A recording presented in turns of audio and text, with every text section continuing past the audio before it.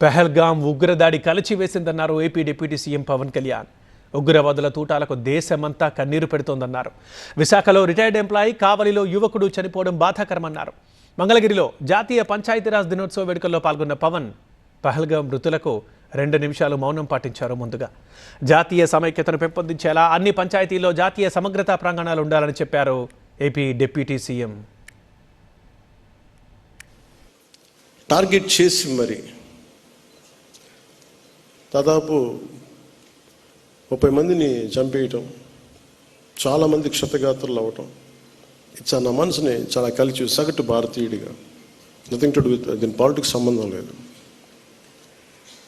అది ఒక ఉగ్రవాది తోటా పేలితే కన్నీళ్లు భారతదేశం నలుమూల వస్తాయనడానికి మన రాష్ట్రం కూడా నిదర్శనం. ఎక్కడో వైజాగ్లో ఒక రిటైర్డ్ బ్యాంక్ ఎంప్లాయీ ఆయన ప్రాణాలు కోల్పోయాడు. ఎక్కడో కావల్లో ఒక యువకుడు చనిపోయాడు.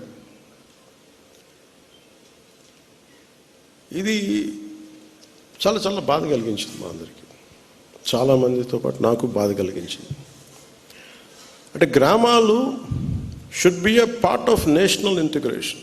ప్రతి పంచాయతీలో జాతీయ సమగ్రత ప్రాంగణం అనేది చాలా చాలా అవసరం. దాంట్లో జాతీయ సమగ్రత స్తూపం,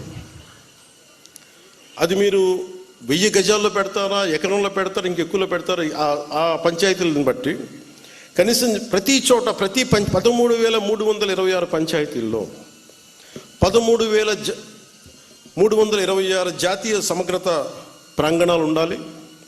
13,326 జాతీయ సమగ్రత స్తూపాలు ఉండాలి.